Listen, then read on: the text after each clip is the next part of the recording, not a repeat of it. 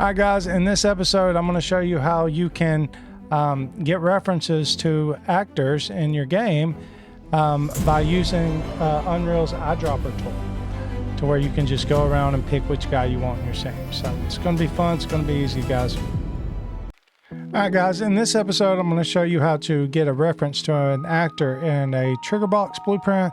There's a couple different ways to do it, but I'm going to show you how to do it using the eyedropper function. In the last few episodes that I've posted on here, I've showed you how to get actors by tag, references to them, get all actors of class, how to get actors references in the level blueprint, but I haven't showed you how to get the reference like in other blueprints. So what we're going to do is we're going to come over here to the left side down the ramp here, and let's just let's create a new blueprint. And if we go over here and to our content folder, let's create a new folder, and let's just name it blueprints, and then we'll open it, and let's create another folder, and let's just name it trigger underscore boxes, because we might use some more for some other tutorials. And then after we get in there, let's just at that point create a new blueprint class of type actor. Okay, and we'll just name this TBP. I name them for trigger boxes blueprint, and we'll just name this one test. All right, and once we do that, just open this up and open it up here and go over to our components panel here, and then just because it's a trigger box, let's go ahead and add a box collision around it, and we'll make this thing like we'll say 10 by 10 by 10. And there's another video on where I showed you how you could, add like target points and stuff like that in here and doing it, but that's not the point of this one. If you want to learn how to do that and like build out an entire trigger box of things, then go watch that video. It's on the channel. It's in the tutorials playlist, so you can find it there.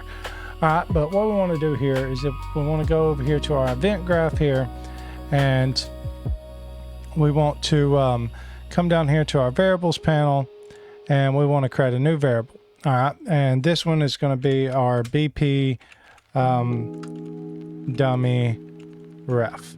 This is going to be our reference, and then we'll go over here to our search box, and we're going to search for BP dummy, and we want the object reference of it. Okay, and very important, go over here, and this is what makes all this work. Go over here to the details panel with that variable selected, go to your details panel and click on this instance editable here.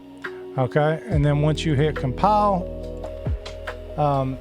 at this point just come out here and drag it into the world. We'll just drag it like right in here. All right, now that that's selected, if you look over here in the details panel, you'll see this BP dummy graph here, and it says none. Now we can click on it and select it here, but all we got to do here is just to hit this little eyedropper, pick actor from scene, and we'll go over here and we'll just get this BP dummy 3 right here, and we're going to select it. All right, so now let's do something with him.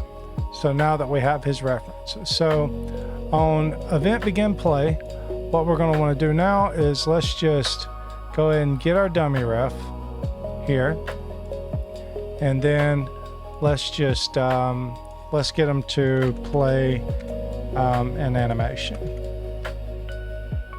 Yes, on his mesh. All right, and then the animation, we'll just do like, we've done pistol and other ones. Let's just do like the, there's a lot of pistol ones on here.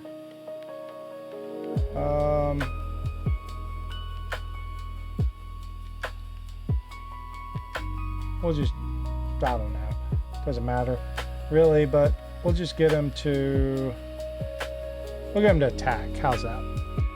And but first let's wait so we can see it. Let's run a delay for like 2 seconds here.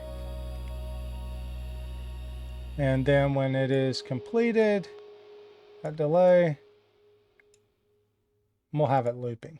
All right, so now we press play, wait 2 seconds, and as you can see, he's attacking. Now he's the only one attacking, okay? So, and that's pretty much it. And if you just wanted to get a reference to just one actor, that's another way you can do it through, you know, a separate blueprint. Me personally, this is a lot cheaper way to do this. If you wanted to, if you were doing like, say this blueprint was, for instance, let's delete this right here, and we were to make this like an overlap event. All right, and we'll take this here and we'll just take this off of begin play, and I'm going to show you something real quick. Let's move this guy over here so we can see him when we overlap this box, and let's just move him over here and then turn him kind of towards us here, and then set him on the ground. All right, so now we're going to run this logic. So say this is a quest and we got to go in here and we got to defeat this guy. So that's going to be, you know, kind of the logic we got going on here. So we're going to click on our box, and let's scroll down here and make sure under collision that it is, yes, generate overlap events is on. All right, and then on this component begin overlap, what we want to do here is just pull off here, and from other actor, we just want to cast to our character.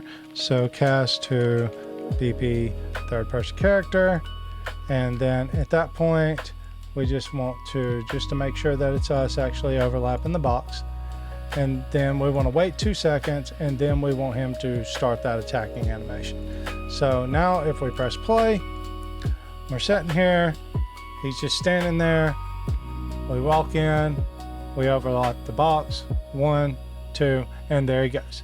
And that's as simple as that, guys. And he doesn't have to be in the box either. Like if you want, you know, just something to happen, you know, over here, like I have, let's see, we have some, we could actually move his location if we wanted to. We wanted to play the animation, and then let's say after, do it one time, and then we'll, this point, let's get the actor location,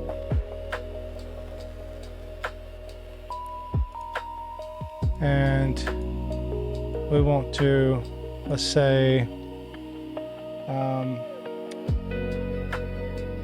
I don't know where he's at in the world. We'll just try, we'll just say subtract his Y by like 100. Okay, and then we can set actor location to that location. Okay, and the target is going to be the dummy ref. So now we'll walk through the box. It'll delay for 2 seconds.